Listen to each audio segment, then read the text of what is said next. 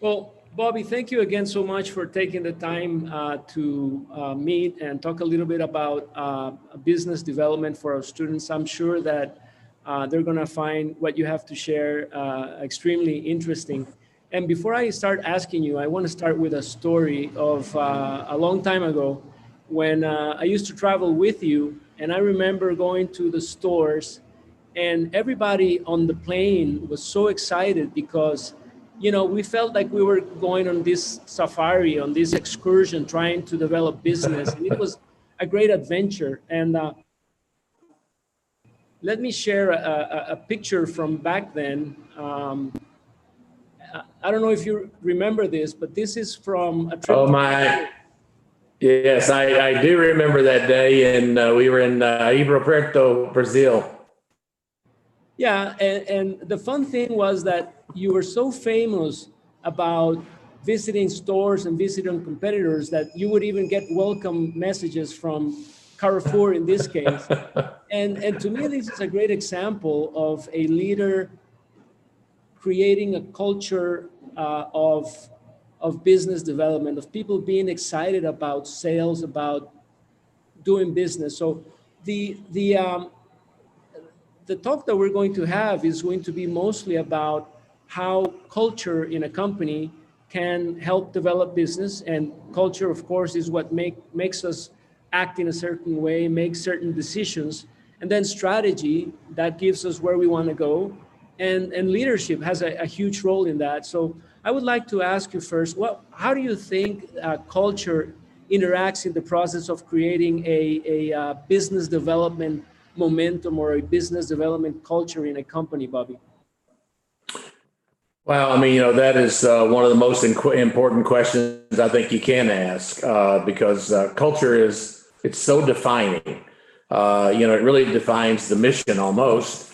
It defines the values. It certainly defines, I think, the essence and the purpose, by which people get up every day and go do what they do, and then how they hold themselves accountable to the success that they desire to have. So, culture, again, is one of also the biggest responsibilities that leadership has, because, again, culture really evolves and emerges from how leadership leads.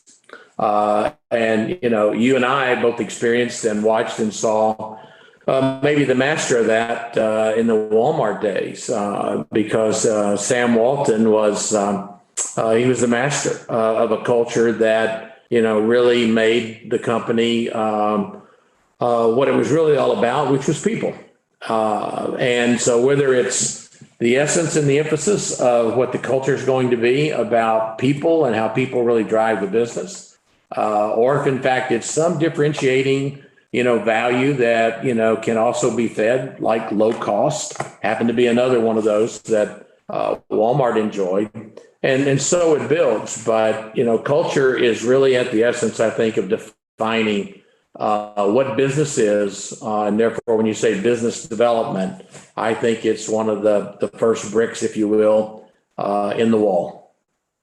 And what about a leader's role in defining that culture, Bobby? I remember you always went to the stores and you always led by example. But what is the role of the leader in shaping that culture? Well, look, you cannot do it by fancy posters or PowerPoints or even cute slogans. So leaders have to literally live it out in front of people. It's like the saying we all know. It's not the words that I hear that you say. It's more the actions that I watch you do.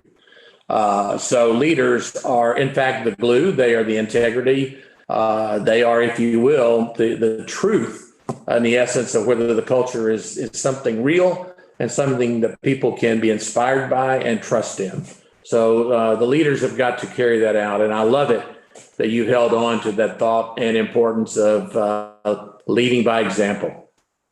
So when you would go to the stores, because you could have easily stayed at the office and not visited the stores as much as you did, what percentage of your decision was a conscious decision of saying, as a leader, I've got to go to the stores, visit the competitors, so the rest of the people will follow my example? Wow. Well, if I said selfishly, I always loved going out there because it was almost like a retreat away from all the other things that sometimes feel like distractions. Because every day when we get up and go about our jobs or our tasks or our missions or whatever it is, it's really about a purpose. And in the case of when retail stores, they were the very purpose. I mean, they were as close to our people, who are as close to the customer as you can get. So it is really all about making sure that you devote enough time to not miss what is the purpose and what business you're really always in. So I never had enough time. And as many times as I knew as a leader, my job was to help inspire the organization. Truth of the matter is that every time I went out there, they inspired me. So it's just such an important priority. And it wasn't often even just going to our own stores, because I tried to make it a habit competitively, because we're a very competitive company. If I got in one of our stores, I hope I got in at least three of the competitors. In fact, that photo you showed earlier was one of our competitors, and so forth, because you always learn. And the key, though, is to make it fun and to keep the energy and, again, the optimism. And I've never been out to a store visit where it was hard to find, even small wins, small successes. You can always find success out there. Not always that happens inside the office environment and so forth. So it was a priority, and I'm unapologetic about it.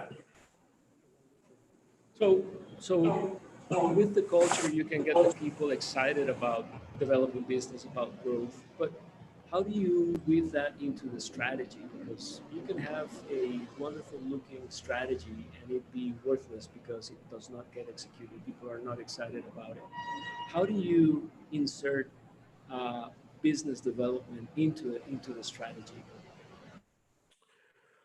Well, I'll have to resist, letting this try and be a history lesson or something, but I just can never escape the thought of, again, what things I learned from Sam Walton, that were, again, how you take the strategy and you really bring it to life, and how you bring the organization into it, and so forth. And again, you probably heard me wear this one out, but it's still one of the best examples I've ever seen, because one of the strategies, not all the big strategy, but one of the strategies and the differentiating strategies of the Walmart company at the time was being a low-cost provider and taking that objective of being able to operate more efficiently, more effectively than anyone else, and to share those savings, if you will, with the customer. That was strategic.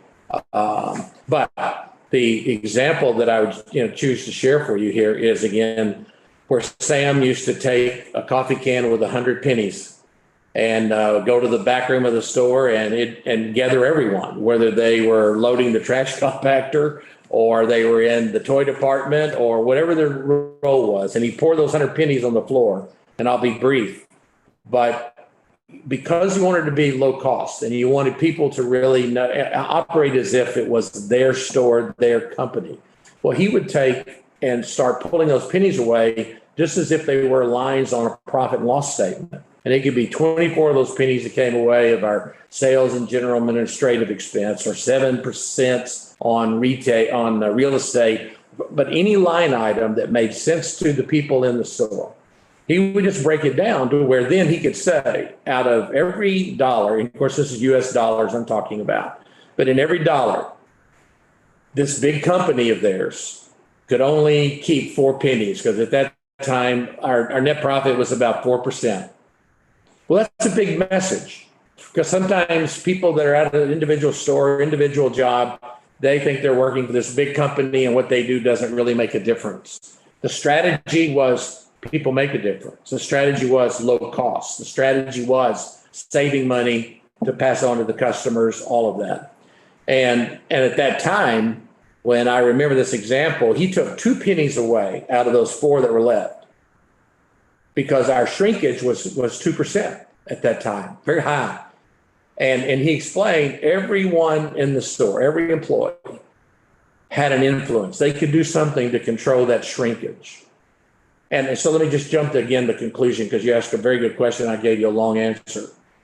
Even something as fundamental as a strategic objective of being a low-cost operator and being really, truly an agent for the customer, meaning you're not trying to sell for them, you buy for them, and you really keep that value there. To have the whole organization understand how the entire company works and to bring it down to the simplest point where they can relate to it, that one, as I say many times, they don't teach that at Wharton. They don't teach that at Harvard. Sam Walton taught it on the concrete floor with 100 pennies. That is an empowering example of how strategy and in the business plan and the business development connects with the organization in a way that I don't know that I've ever seen done as an example in anything else. So it stuck with me, and I apologize for the long answer, but if you mine something out of it, it's a good one. Well, the takeaway that I get is you have to make it relatable. The strategy and the business development, you have to make it relatable to whoever's going to execute it in order to make sense. And that's a great example. Everybody can look at those pennies and get an understanding. And now for the final question, Bobby, and after we're done with this, I'll keep you for a minute after I stop recording to say hi in more detail. But the last question I wanted to ask you is regarding leadership. So we've got the culture that motivates people to want to grow, to want to develop the business. And you have the strategy that tells you where to go and you make it relatable. But what about the leader that needs to make it happen? What do you think are the main traits, the main characteristics of that person? What does he or she need to bring to the table? Well, look,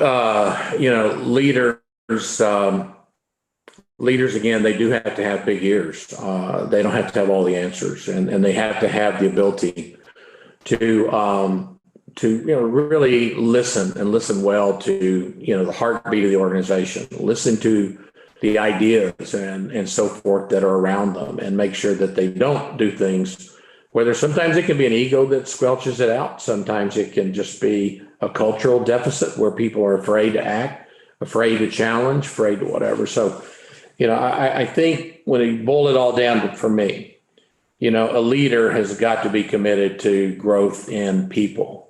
And I'm a big believer, always have been, that, if you treat people as they are, they remain that way. If a leader treats people as what they see in them or what they can help them become, people generally will become that and even more. And the best leaders are the leaders that, in fact, can develop and lead people that are even better than they are.